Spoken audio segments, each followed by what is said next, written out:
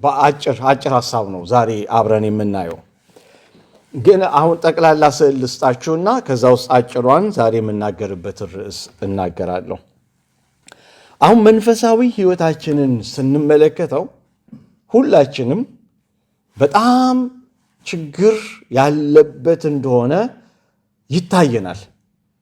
በቤተ ክርስቲያን ውስጥም አማኝ በሕይወታችን ላይም ዓለማውያን እንኳን ክርስትና ጴንጤነት ድሮ ቀረ እስከሚሉን ድረስ አሁን ላይ የሚታዩ እንግዳ የሆኑ ነገሮች ጥያቄ ምልክት ጥለውብናል። እኛም በግላችን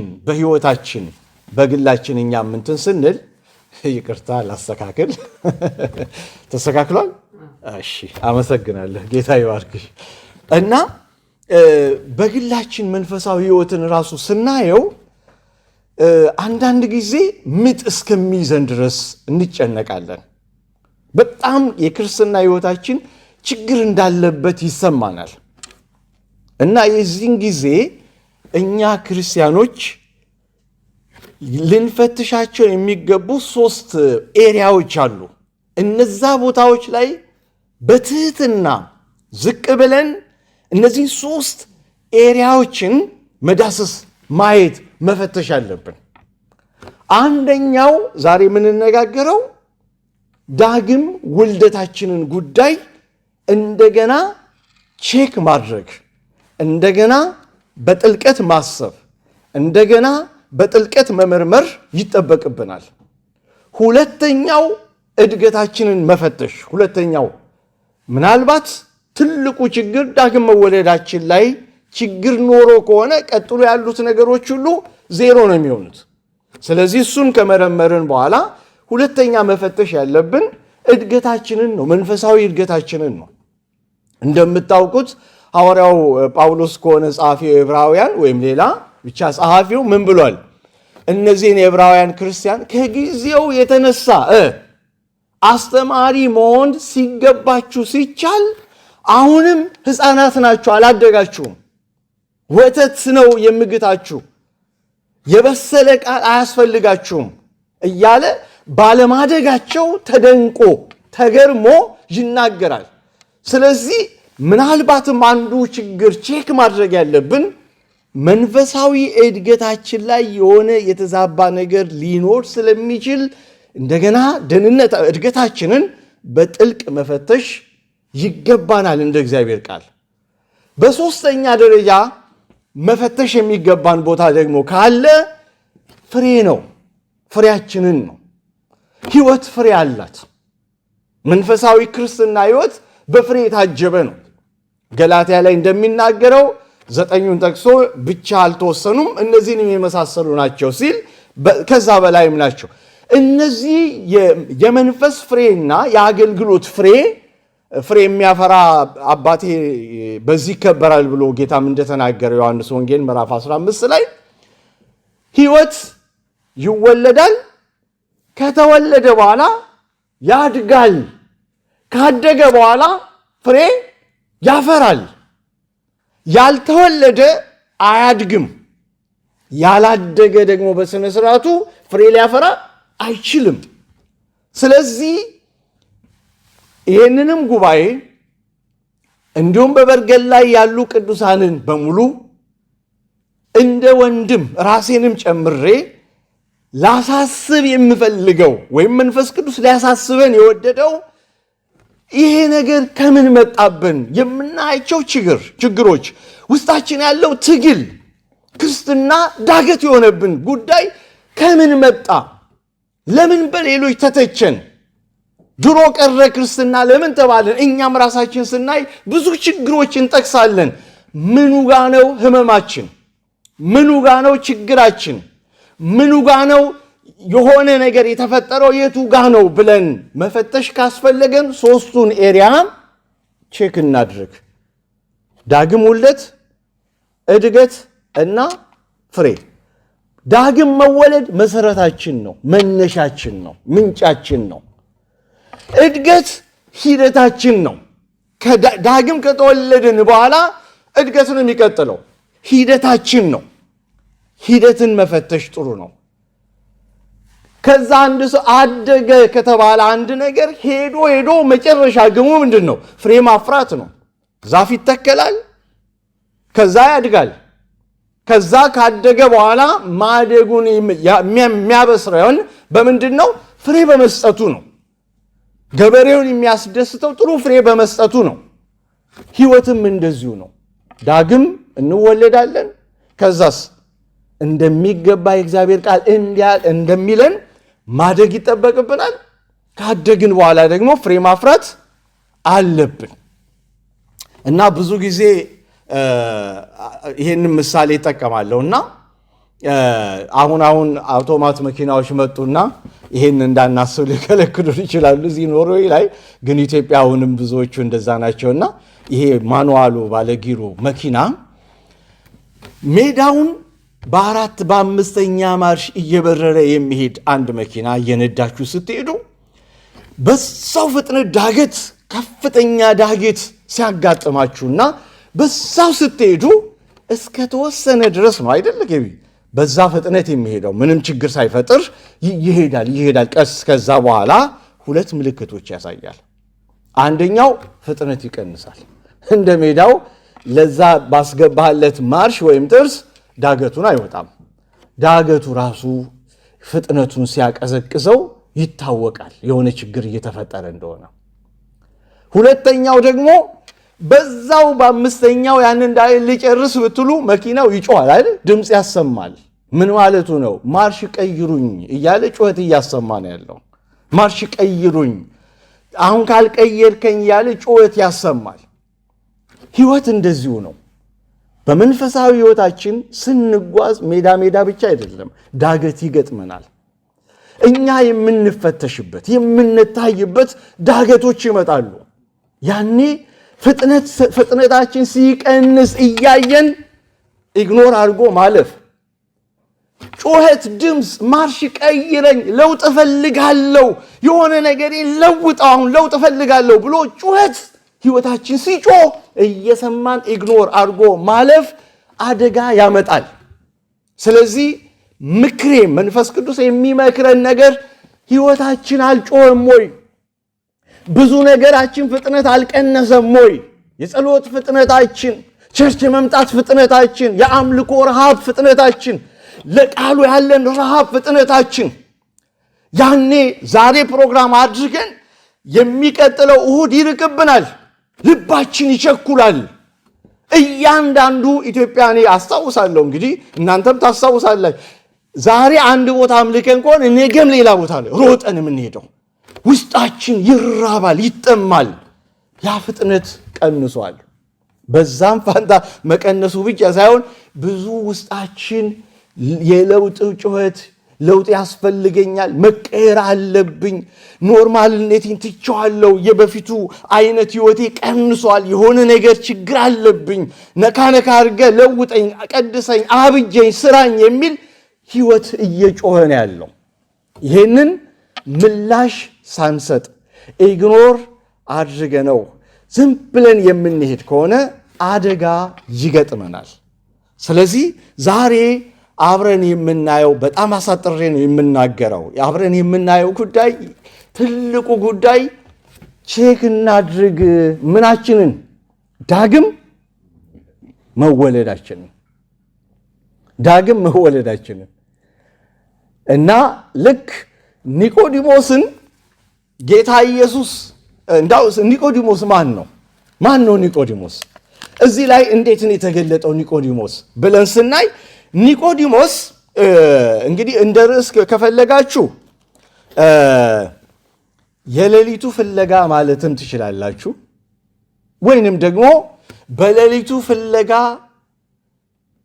የተገለጠ እውነት የታየ እውነት ማለትም ትችላላችሁ። ከኒቆዲሞስ ምዕራፍ 3 ከዮሐንስ ወንጌል አንጻር ስንመለከተው ይህን ርዕስ መስጠትም እንችላለን። ኒቆዲሞስ መጽሐፉ እንደሚናገረው እዛው ምዕራፍ ውስጥ እንደሚናገረው የአይሁድ አለቃ ይላል። ምን ማለት ነው የአይሁድ አለቃ?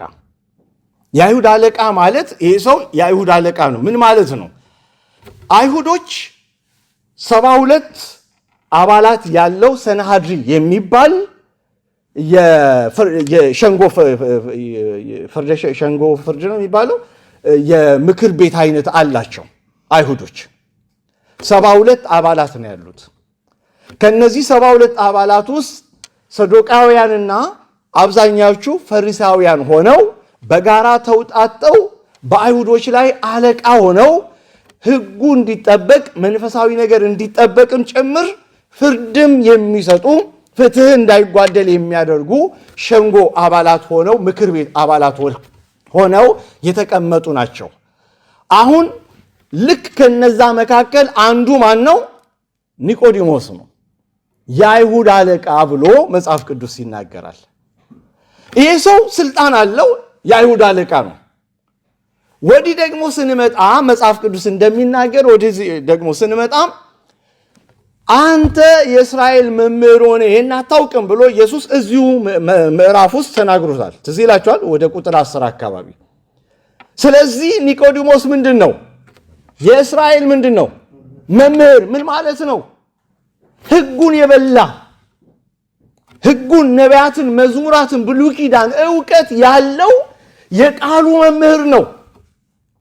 አንድ አረፍተ ነገር ጭረት እንኳን ጥንቃቄ እንዳላቸው ታውቃላችሁ። አንድ ሰው ረቢ ወይም መምህር ሲባል ዝም ብሎ የሚደርስ አይደለም። ጠንቅቆ ተምሮ ጭረቶች እንኳን ሳይቀሩ ከሕግ ነውጣ እንኳን ምናምን ይላል አለ ማቴዎስ ወንጌል ምዕራፍ 5 ላይ ለዛ እንኳን የሚጠነቀቁ ዕውቀትን ብልት ያደረጉ ናቸው። ቃሉ አላቸው። እንግዲህ መምህር ነው ማለት ነው። እንዲሁም ደግሞ ኦኬ በአጠቃላይ መገለጥ በቃሉ አውቆታል እንዳው እግዚአብሔርን ብቻ እንዳንል መልሰን ደግሞ ስፔሲፊክ የሆነውን ስለ ኢየሱስ የሚያውቀው ዕውቀት ማንም እንደዚህ አይነት ዕውቀት የለውም። የተለየ ነው ይሄ ሰው። ኢየሱስን ምን ብሎ ተናግሮታል? አንተ እነዚህን ምልክት የሚያደርግ ሰው እግዚአብሔር ከእሱ ጋር ከሆነ በቀር ማንም ሊያደርግ አይችልም ሲል ምን እያለው ነው ያለው? ከአንተ ጋር እግዚአብሔር አለ። ማንን? ኢየሱስን።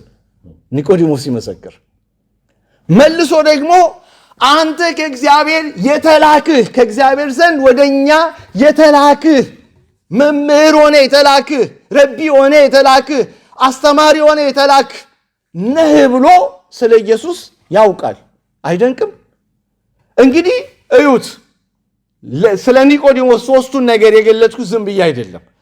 እንዲህ አይነቱ ሰው ነው ወደ ኢየሱስ የመጣው። እንዲህ አይነቱ ሰው ወደ ኢየሱስ ሲመጣ ኢየሱስ አየውና ሰው ዳግመኛ ማንም ሰው ዳግመኛ ካልተወለደ የእግዚአብሔርን መንግሥት ሊያይ አይችልም አለው። ማንን? እንደዚህ አይነቱን ሰው አሁን እስቲ እንዳው ወደዚህ ዘመን ወደኛ እናምጣውና በዚህ ጊዜ ኒቆዲሞስ የእኛ ቸርች አባል ቢሆን ምን ታደርጉት ነበር? ምን ስፍራ ትሰጡት ነበር? በዚህ ዘመን ኒቆዲሞስ አንድ ቤተክርስቲያን ሄዶ አባልነት ቢጠይቅና ቢገባ ያለ ጥርጥር ሽማግሌ ይሆናል። ያለ ጥርጥር ፓስተር ይደረጋል። ያለ ጥርጥር ትልቅ ፖዚሽን ይሰጠውና ቸርችን ሊመራ የሚችል እንደዛ ነበር የምናደርገው። እውቀት ነው እንዴ?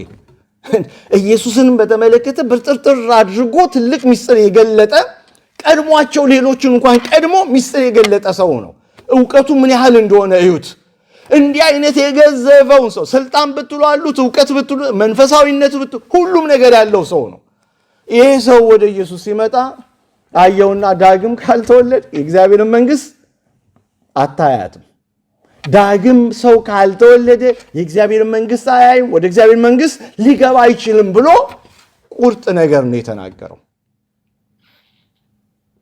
እኔ እርግጠኛ ነኝ በብዙ ኢትዮጵያ አንዳንድ ነገር የምንሰማቸው ነገር የሚዘገንኑ ናቸው። እንኳን ዳግም ሊወለዱ አይደለም ዳግም ሳይወለዱ ቤተክርስቲያን ውስጥ ሾልከው በመግባት እንዳውም ብዙዎች እንደሚባለው ከመናፍስት ዓለም ጋር ግንኙነት ያላቸው ሰዎች ጠላት የላካቸው ልክ ራእይ ምዕራፍ 2 እና 3 ላይ ሾልከው ገብተው አባል ሆነው የቤተክርስቲያን መሪ ሆነው ቤተክርስቲያንን በመምራት የሚያገለግሉ እንደዚህ አይነት ሰዎች ምልክት አላቸው።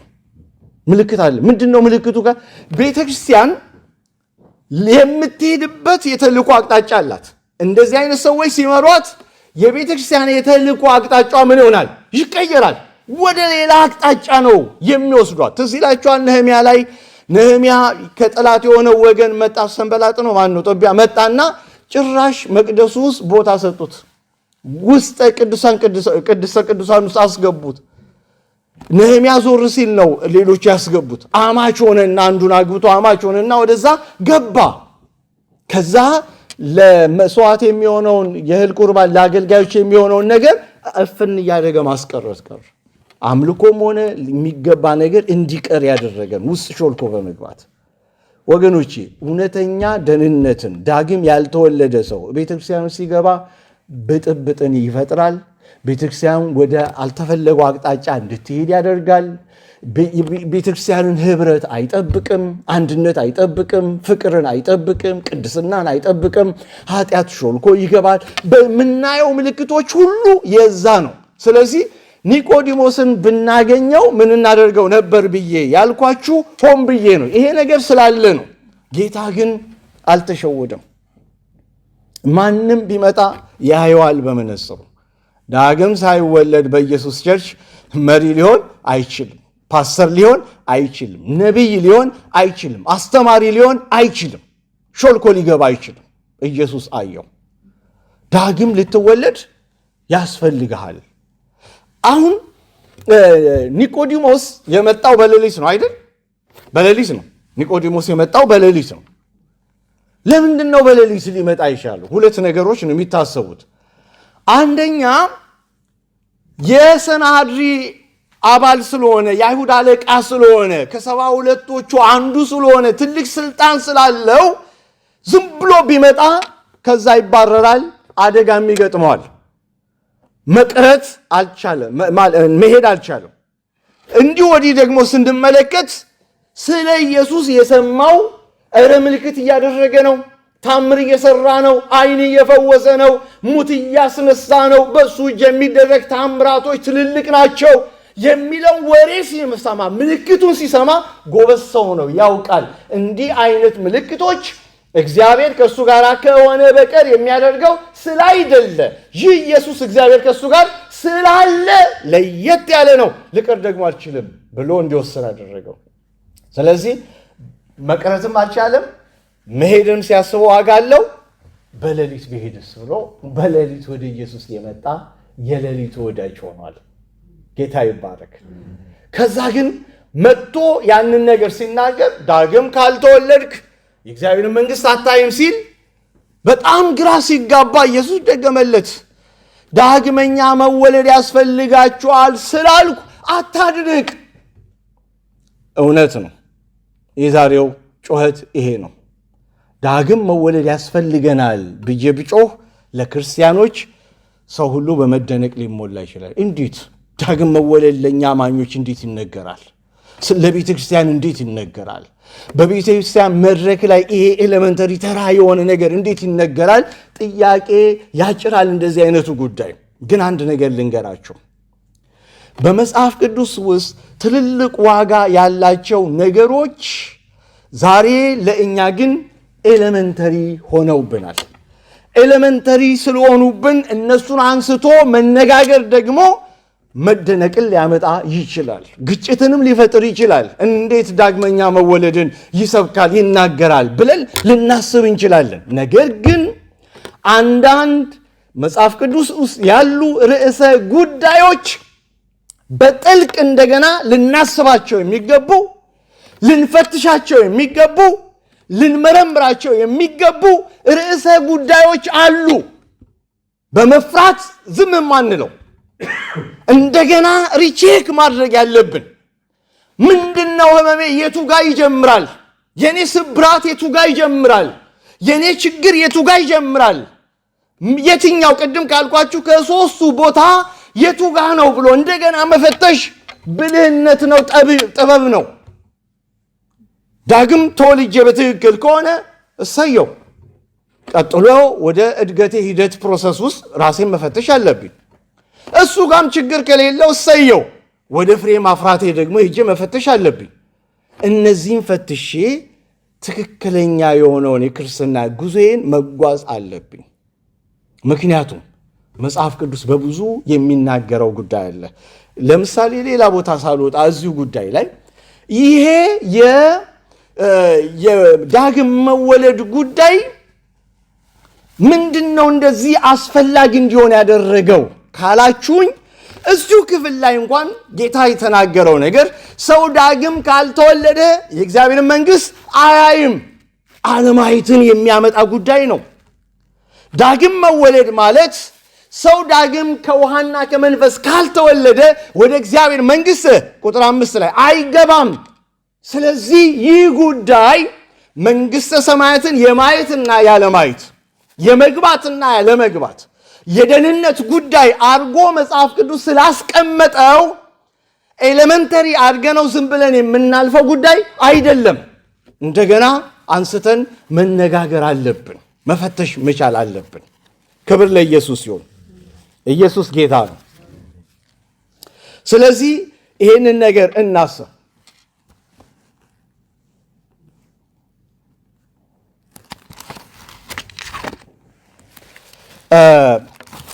ማንሳት የምፈልገው አንዳንድ ነገሮች አሉኝ። ለምን አስፈለገ? ቅድም እንዳልኳችሁ ብዙ ነጥቦችን ተናግሬያለሁኝ። ለምሳሌ በእውነት እያደግኩ ነው በሕይወቴ? ጥያቄን ጠይቅ። ፍሬ እያፈራው ነው በሕይወቴ? ከቆይታ አንጻር ጥያቄን ጠይቅ። ከእግዚአብሔር ጋርና ከሰዎች ጋር ያለኝ ግንኙነቴ የእግዚአብሔር ቃል እንደሚለው ሆኗል? ጥያቄን ጠይቅ። የውስጥ ሰላምስ አለኝ? ጥያቄን ጠይቅ። ብዙ የምንጠይቃቸው ጥያቄዎች አሉን። እነዚህ ጉዳዮች እንደገና ራሳችን ቼክ እንድናደርግ ይጋብዙናል። ጣታችንን እንደገና ወደ ራሳችን እንድንመልስ ይጋብዙናል። ብዙ ጩኸትና ችግሮች ስላሉብን አሁን መናገር የምፈልገውን ቶሎ ብዬ ልናገር። እሺ፣ በጣም መናገር የምፈልገው ምንድን ነው? ዳግም መወለድ ሁለት ነገሮችን ተናግሬ እንጸልያለን። አንደኛው መናገር የምፈልገው አንድ ሰው ዳግም የሚወለደው እንዴት ነው? ይሄንን ትንሽ ማየት አለብን። ዳግም ሰው አንድ ሰው ክርስቲያን የሆነ ሰው ዳግም እንዴት ይወለዳል የሚለውንና ሁለተኛም በጣም በጥልቀት ማሳያችሁ ዳግም የተወለደ ሰው ምንድን ነው የሚታይበት ምልክት? ድኛለሁ ወይ? ተወልጃለሁ ወይ? ዳግመኛ እነዚህ ምልክቶች መጽሐፍ ቅዱስ የሚሰጠኝ ነገር ይታያሉ ወይ እኔ ውስጥ ብለን በጣም ሲሪየስሊ መፈተሽ አለብን ራሳችን። ከብዙ ጥቂቶችን አሳያቸዋለሁ። የመጀመሪያው ጉዳይ ሰው ዳግመኛ የሚወለደው እንዴት ነው ስንል መጽሐፍ ቅዱስ ሲናገር ምን ብሎ ይናገራል? ዳግመኛ የተወለዳችሁት ከማይጠፋው ከእግዚአብሔር ቃል ዘር ነው ይላል። ዳግመኛ ስለ ዳግም መወለድ አዲስ ኪዳን ጴጥሮስም በተደጋጋሚ ያነሰዋል። ዮሐንስም በመልእክቱም በወንጌሉም ላይ ደጋግሞ ያነሰዋል ዳግመኛ ስለመወለድ እና እዚህ ጋር ሰው ከእግዚአብሔር ቃል እንደሚወለድ፣ ሰው ከእግዚአብሔር መንፈስ እንደሚወለድ፣ ሰው ከእግዚአብሔር እንደሚወለድ መጽሐፍ ቅዱስ ይናገራል። ግን እንዴት ነው የምንወለደው የሚለውን ነገር ስናይ ሁለት ነገሮች ናቸው። አንደኛ እውነተኛ ንስሐ ነው። ሁለተኛ እውነተኛ እምነት ነው። ዳግም ለመወለድ ሁለቱ ነገሮች መገናኘት አለባቸው። አሁን በሌላ ጊዜ እድል ካላገኘው ንስሐን የሚለውን ሳነሳ ባነሳ ደስ የሚለኝን ነገር ልንገራችሁ። ንስሐ መጽሐፍ ቅዱስ ምን ይላል?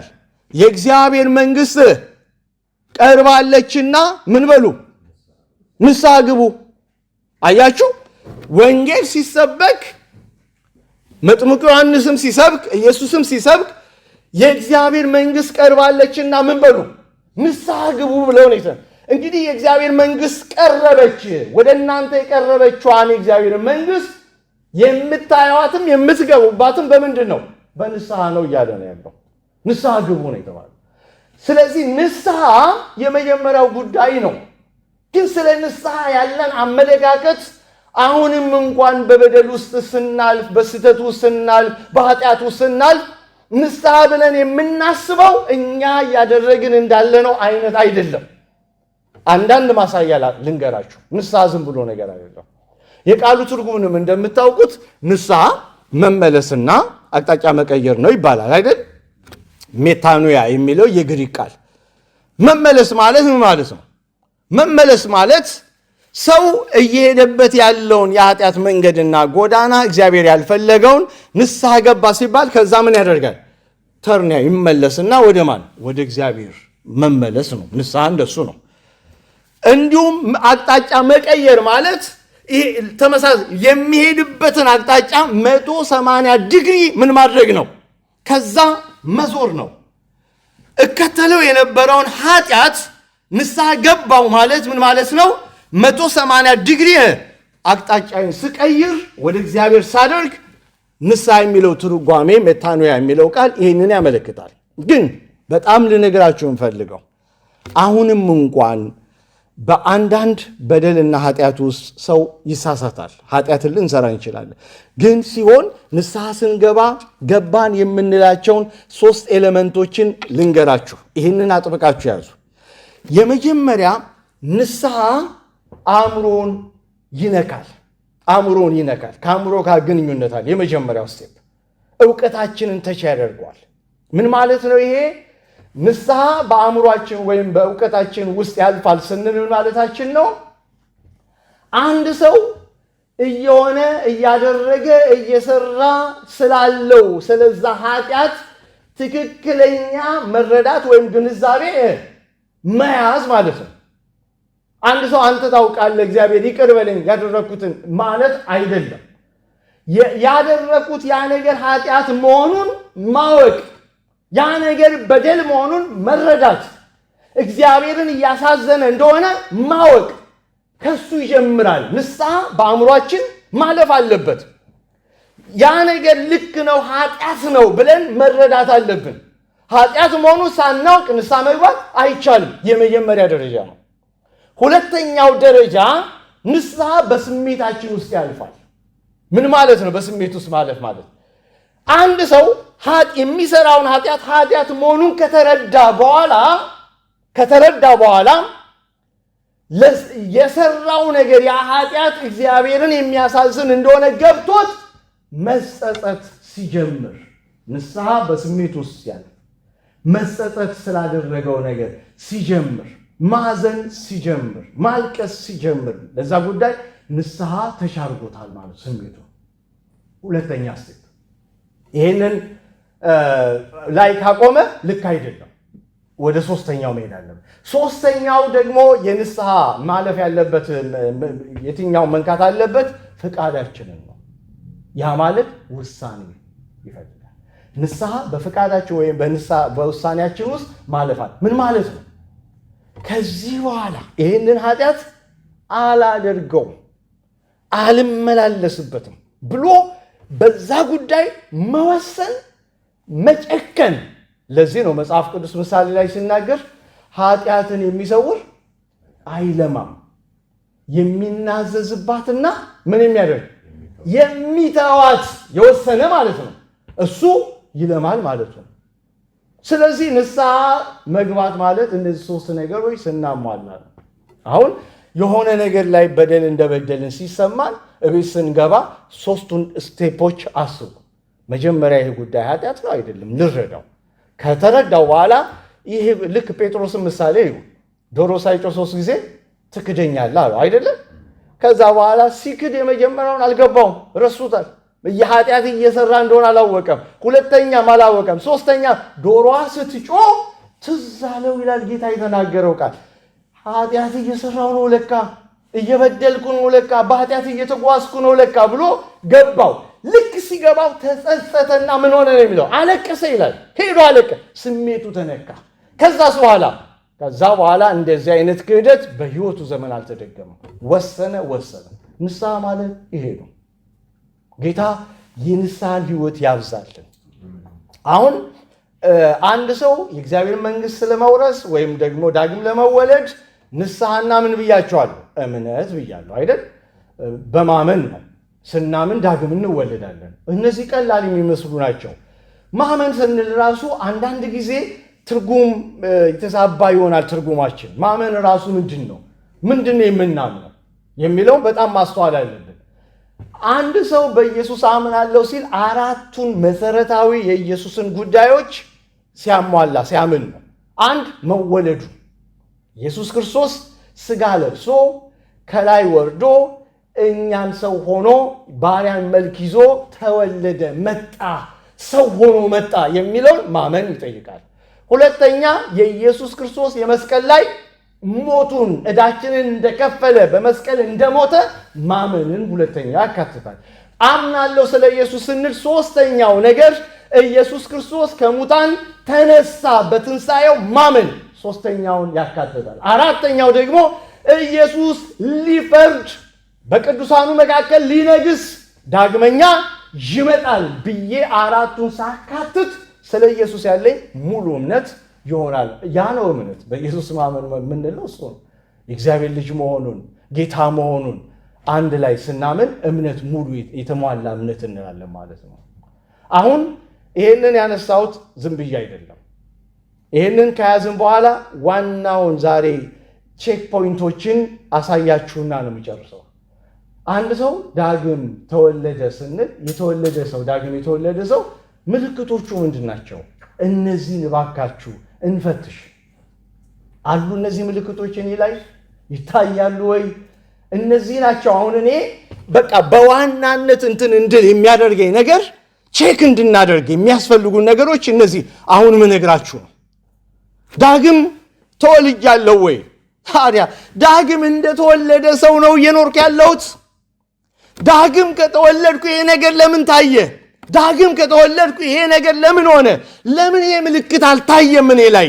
መጽሐፍ ቅዱስ እየጮኸ የሚጮኸው ነገር እኔ ላይ ካልታየ ዳግም መወለዴ ላይ 20 ዓመት ይፍጅብኝ በክርስትናው፣ 30 ዓመት ይፍጅብኝ በክርስትናው፣ እንደገና በትህትና ዝቅ ብሎ ተመልሶ ሕይወቱን ደህንነቱን መመርመር አለበት።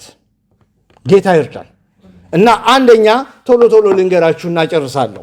ዳግም የተወለደ ሰው በሮሜ ምዕራፍ 8 ቁጥር 10 ላይ ሁለቱን ነገሮች ይናገራል። እስቲ ብሩክ ያንብበው ፈጣንና። ዳግም የተወለደ ሰው ምልክቱን ሮሜ ምዕራፍ 8 ቁጥር 10 ላይ ከምልክቶቹ ውስጥ ሁለቱን ዋና ዋና ነገሮች ይናገራል። እስቲ አንብበው እንስማው። ክርስቶስ በእናንተ ውስጥ ከሆነ ምንም እንኳን ሥጋችሁ በኃጢአት ምክንያት የሚሞት ቢሆን እግዚአብሔር ስላጸደቃችሁ መንፈሳችሁ ያው ነው። ኢየሱስን ከሞት ያስነሳው የእግዚአብሔር መንፈስ በውስጣችሁ ቢኖር ኢየሱስ ክርስቶስን ከሞት ያስነሳው አምላክ በውስጣችሁ በሚኖረው መንፈሱ አማካኝነት ለሟች ሥጋችሁ ሕይወትን ይሰጣል። እሺ፣ ይሄ አዲሱ ትርጉም ነው። እሺ፣ ያኛውን ደግሞ ዶክተር ሲያንብብልን።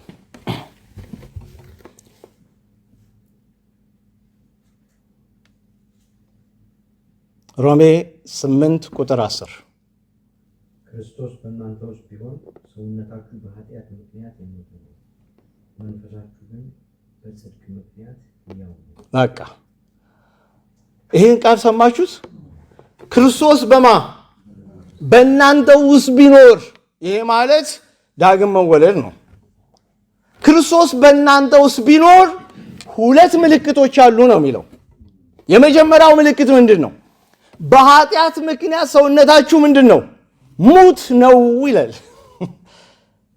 ዳግም የተወለደ ኢየሱስ በሱ ውስጥ የከበረ ኢየሱስ በሩን አንኳኩቶ ፈቅዶለት ወደ ልቡ የጋበዘው ኢየሱስ በዛ ሰው ሕይወት ውስጥ የገባለት ዳግም የተወለደው ይሄ ሰው ኢየሱስ በሱ ውስጥ የኖረው ይሄ ሰው የመጀመሪያ ምልክቱ በኃጢአት ምክንያት ሰውነቱ ምንድን ነው የሚሆነው?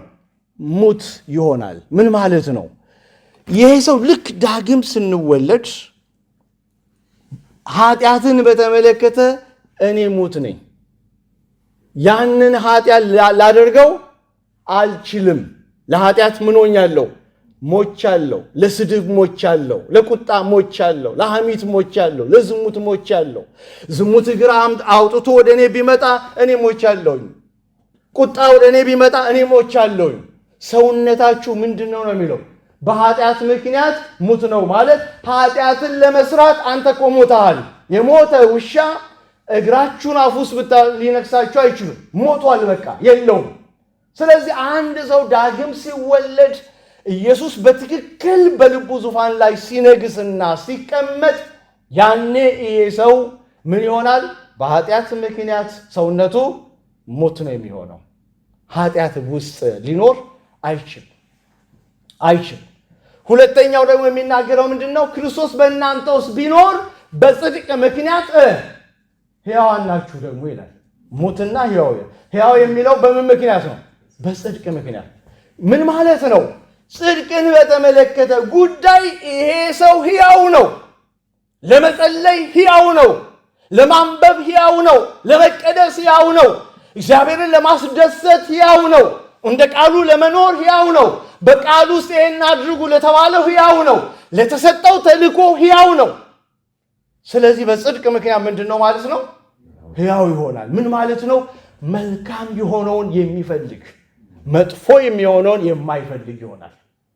በጎ የሆነውን የሚፈልግ የረከሰ የሆነውን የማይፈልግ ክፋትን የማይፈልግ ይሆናል።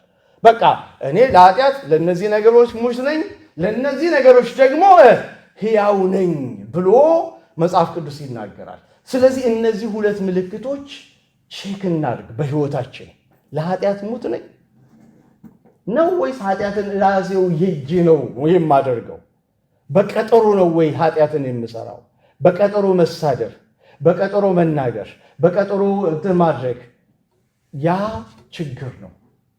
ዳግም የተወለደ ሰው ባህሪው አይደለም። ልክ እኛ በስጋ ስንወለድ ለዚህ ዓለም ያሉን ሴንሶች ሁሉ ሕያው አክቲቭ ነው አለ የሚሆነው። አይናችን ያያል፣ ጆሮአችን ይሰማል፣ አፍንጫችን ያሸታል፣ አንደበታችን ይቀምሳል፣ ይናገራል፣ እጅ እግር ይሰራል፣ ይራመዳል። ለዚህ ዓለም ይሄ አካላችን ስጋችን አክቲቭ እንደሚሆነው አንድ ሰው በመንፈሳዊ ዓለም ዳግም ሲወለድ ልክ ይሄኛው ከዚህ ጋር ኢንተራክት ለማድረግ አክቲቭ እንደሚሆኑ እንደዚህ ሁሉ ደግሞ ለመንፈሳዊ ዓለም አክቲቭ ይሆናል ማንነታችን። ዳግም ተወልደናል። አዲስ መንፈሳዊ ጆሮ፣ አዲስ መንፈሳዊ እይታ ይኖረናል። ዳግም የተወለደ የእግዚአብሔርን ነገር ሲፈልግ ታዩታላችሁ። እንዳው ሌላ ምልክት ልንገራችሁ፣ ምክንያቱም ምልክቶች በጣም ወሳኝ ስለሆኑ ማለት ነው። መጽሐፍ ቅዱስ ውስጥ ከዚሁ ጋር በተያያዘ ሁኔታ ማንሳት ይችላለሁ። አንደኛ ጴጥሮስ ምዕራፍ 1 ቁጥር 23 የተወለዳችሁት ከማይጠፋው ከእግዚአብሔር ቃል ዘር ነው ብሎ ካለ በኋላ በአንደኛ ዮሐንስ ምዕራፍ 3 ቁጥር 9 ላይ አንደኛ ዮሐንስ ምዕራፍ 3 ቁጥር 9 ላይ ከእግዚአብሔር የተወለደ ኃጢአትን አይሰራም። ለምን? ዘሩ በእርሱ ውስጥ ስላለ ይላል። ሰማችሁ? ከእግዚአብሔር የተወለደ ምን አይሰራም? ኃጢአትን አይሰራም። ለምን? ዘሩ በእርሱ ስላለ ይላል። ዝቅ ብሎ ደግሞ የሚናገረው ምንድን ነው? የዲያብሎስ ልጆችና የእግዚአብሔር ልጆች በዚህ ነው የሚለዩት። የዲያብሎስ ልጆች ኃጢአትን ሆን ብለው ያደርጋሉ። የእግዚአብሔር ልጆች ዘሩ በውስጣቸው ስላለ ኃጢአትን ኢንጆይ እያደረጉ ሊሰሩት አይችሉም። ኖ የሚል አለው። ጌታ ይርዳን። እስቲ አሜን በሉስ። አሜን በሉስ። መጽሐፍ ቅዱስ እንዲህ ይላል፣ ልንገራችሁ። አንድ እኛ ኃጢአት ላንሰራ ማለት ይሄ ኃጢአት የመስራት ዝንባሌያችን በእግዚአብሔር የተገራ ነው። እንደ ድሮ ዳግም ሳንወለድ በፊት እንደነበረው አይደለም። በድንገት ግን ተሳስተን ግን ኃጢአት ልንሰራ እንደምንችል ዮሐንስ ላይ ይናገራል። አንደኛ ዮሐንስ ምዕራፍ 2 ላይ ነገር ግን የሚያስቀምጠው ነገር አለ። እንደዛ እንኳን ቢሆን የእግዚአብሔር ልጆች ዳግም የተወለዱ ፈጥነው ንስሐ ይገባሉ እንጂ በሰሩት ኃጢአት ውስጥ አይኖሩም፣ አይቀጥሉም፣ ኢንጆይም አያደርጉትም። ሰማችሁኝ? አንድ ሰው በእውነት እኔ አሁን ሁለት ሰዎች ኃጢአትን ሰርቶ ስለሰራው ኃጢአት ኢንጆይ እያደረገ ከነገረኝ ምንም ጥያቄ የለም፣ ዳግም አልተወለደም። ምክንያቱም ኃጢአት ሊሰራ ይችላል፣ ግን በሰራው ኃጢአት ኢንጆይ አድርጎ የሰራውን አጣጥሞት አሁንም ደስታው ሳይለቀው እየነገረኝ ከሆነ ዳግም አልተወለደም። ሰው የታለ የሚወቅስ የእግዚአብሔር መንፈስ? የታለ በውስጡ ያዘነ የእግዚአብሔር መንፈስ? ድንገት ተሳስቶ እኮ ቢያደርግ ሲመጣ እንደዚህ አይነት ሰው ብዙ የሚከለክለው ነገር አለው። አንደኛ መንፈስ ቅዱስ ስለ ኃጢአት ዓለምን ምን ያደርጋል? ይወቅሳል። የዳነ ሰው የእግዚአብሔር መንፈስ በውስጡ ስላለ ኃጢአት በሚሰራበት ጊዜ መንፈስ ቅዱስ ምን ያደርገዋል? ይወቅሰዋል። ሰርቶ እንጆይ ሊያደርግ አይችልም። ሐሴት ሊያደርግ አይችልም። በሰራው ኃጢአት ሊቀጥል አይችልም። ወዲያው በሐዘን ይመጣል። ቅድም እንዳልኳችሁ ሁለተኛው ደረጃ ንስሐ በስሜት ውስጥ ያልፋል እንዳል ይጸጸታል፣ ያለቅሳል፣ ያዘናል እንዳልኳችሁ። እንዳውም ለንስሐ የሚሆን ሐዘን ስላዘናችሁ ደስ ብሎኛል እያለ ጳውሎስ ይናገራል ቆሮንቶስ ላይ። ሐዘን አለው ንስሐ እና መንፈስ ቅዱስ በእኛ ውስጥ ስላለ ያ መንፈስ ቅዱስ ኃጢአትን ቁጣ ስንቆጣ ከቁጣው በኋላ ካላስተካከልን ይወቅሰናል። ዝሙት ብናደርግ ከዝሙት በኋላ ያ የእግዚአብሔር መንፈስ ወቀሳውን ይሰጠናል። አይከሰንም፣ ግን ይወቅሰናል። ተሳድበን ከሆነ ከዛ በኋላ የእግዚአብሔር መንፈስ በውስጣችን ያለው ይወቅሰናል። ዳግም የተወለደ ሰው የመንፈስ ቅዱስን ወቀሳ ሊያልፍ አይችልም። ቸል ሊልም አይችልም። መቋቋም አንችልም። ሰማችሁኝ?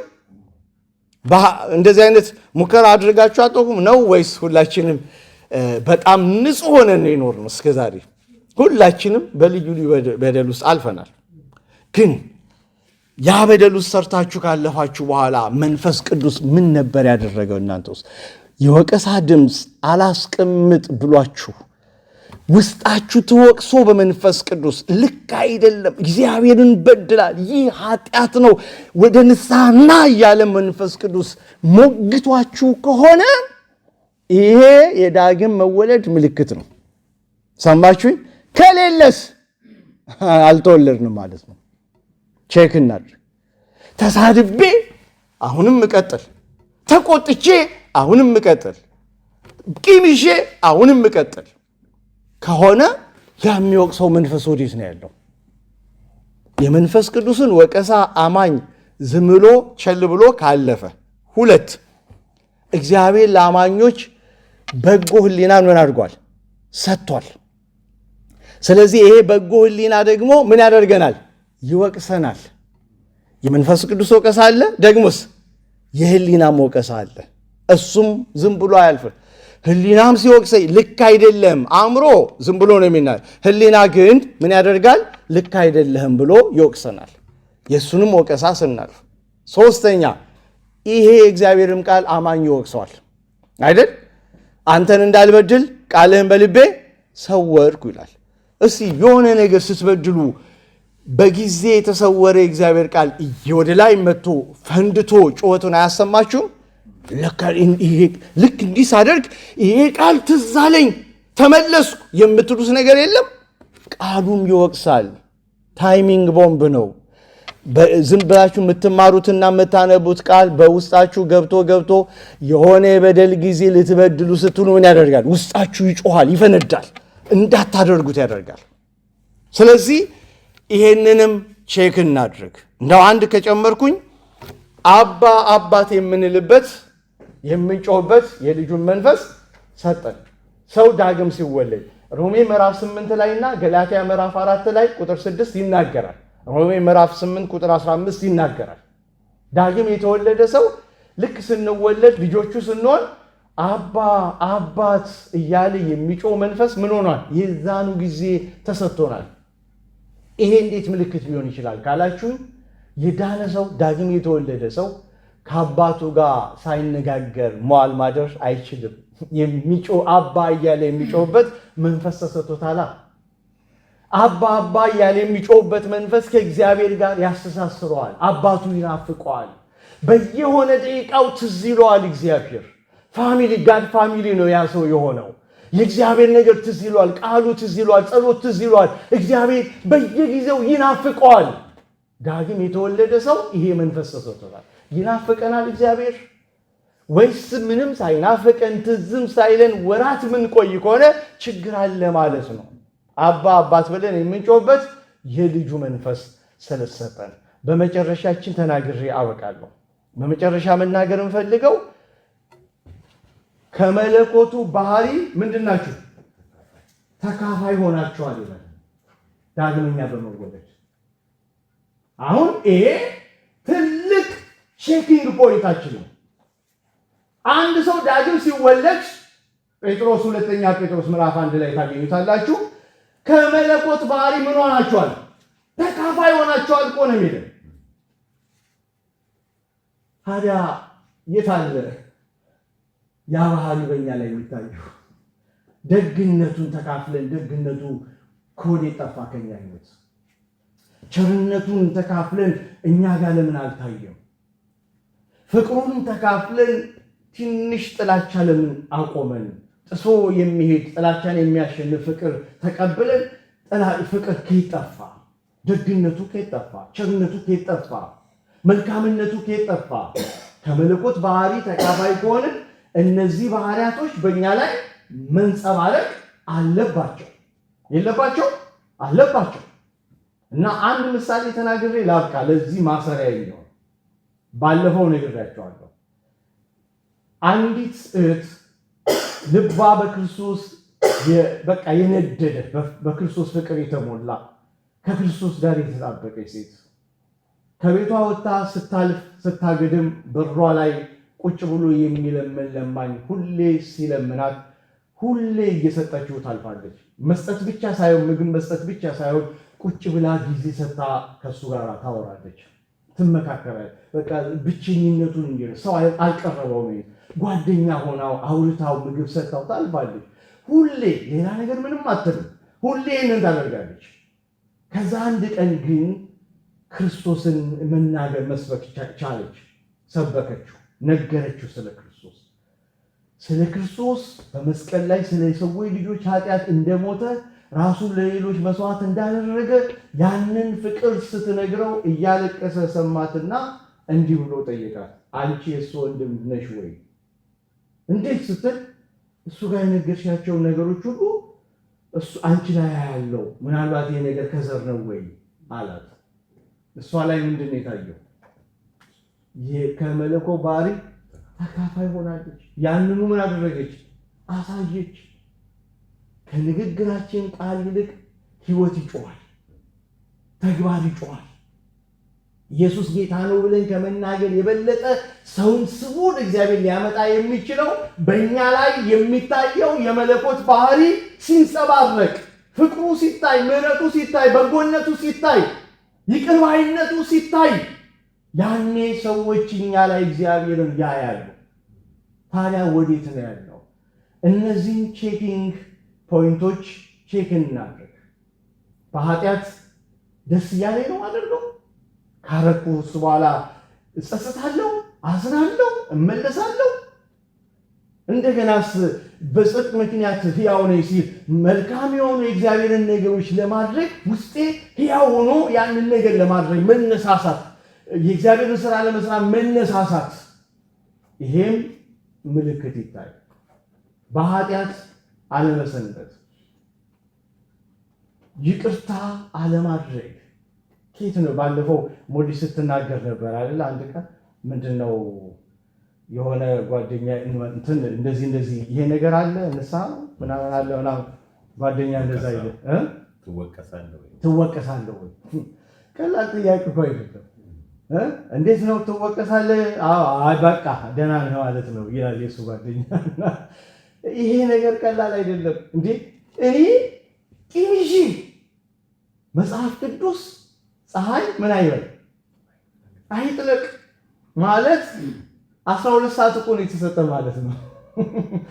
ቂም ይዘን መቆየትን 12 ሰዓት ላይ ኤክስፓየር ያደርጋል። የለህም በቃ አይጥለቅባችሁ። እንግዲህ ፀሐይ ከወጣች ጀምሮ የሆነ ሰው በደለኝ አዘንኩ ወይም በቂም ወይም በሐዘን ወይም በቁጣይ ተቆጣው። ያንን ሰው እንደተቆጣው ሄጄ ግንኙነቴን ሳላስተካክል ሰውየው እንደተሰበረ እንዲያድር ፀሐይ ከጠለቀች ይሄኔ መዳን ምን አይነት ልብ ነው? እናንተ የክርስቶስ ልብ አላችሁ ይላል። የኔ ልብ ምንድን ነው? ቼክ ማድረግ አለብን። ስለዚህ የዛሬው መልእክቴ ከሶስቱ ፖይንት ቼኪንግ የምናደርገው ምናችን ላይ ነው? ዳግም ውልደታችንን። ብዙ ጊዜ እንደምነግራችሁ 20 ፎቅ ወደ ላይ ሰርታችሁ ከሆነ ችግሩ ያለው መሰረቱ ላይ ከሆነ 20ውን ፎቅ እንዴት አድርጌ አፈርሰዋለሁ ብዙ ወጪ ያወጣሁበትን ብላችሁ ሳታፈርሱ በዛው የምትኖሩ ከሆነ በእናንተም በንብረታችሁም በሌላውም ሕዝብ ላይ አደጋ ሞት እንደሚያመጣ እያወቃችሁ ሂዱ። አይ ምንም በሆነ ላይ የቆምኩ ብሆን የተሰቀልኩ ብሆን የወጣው ብሆን 20ኛው ፎቅ ላይ ወጥቻለሁ ብዬ ባስብ እንኳን መሰረቱ ላይ ችግር ካለ እንደገና አፍርሼ በትህትና ወርጄ መሰረቱ ላይ እንደገና አስተካክዬ 3ም ፎቅ ብትሆን እሱ ይሻላል። ጌታ ይርዳል። እንውረድ ከ20ኛው ፎቅ። እስቲ እጃችሁን አሳዩ። ከ20ኛው ፎቅ ጌታ ይባርካችሁ። ሞልሽ አላወጣም እንደዚህ ተባረክ። ስለዚህ በቃ ትህትና ያስፈልገናል፣ መውረድ ያስፈልገናል። በነገራችን ላይ አንድ ሰው ዳግም መወለዱን እንደገና መልሶ ዝቅ ብሎ ራሱን ቼክ ለማድረግ ለማየት ትህትና ይጠይቃል። ቅድም እንዳልኳችሁ ኒቆዲሞስን እንኳን ያስገረመው ጥያቄ ነው። እንደገና መወለድ እሱ ስንት ላይ የደረሰው እንደገና መወለድ ይለዋል። አትደነቅ በዚህ ጉዳይ። ዛሬም ይህንን ስብከት እናንተ ስለሆናችሁ ሰማችሁ እንጂ ሌላ ቦታ ላይ ቢሆን ተቃውሞ ሁሉ ሊመጣ ይችል ነበር። ምክንያቱም እንኳን ይህ አይደለም ሌላም ገጥሞኝ ስለማቅ ማለት ነው። ከደህንነት ጉዳይ ሌላ ጉዳይ ላይ እንኳን ተቃውሞ ሲገጥም አይቻለሁ እዚሁ ሀገር። ስለዚህ ወገኖቼ በትህትና ቼክ እናድርግ።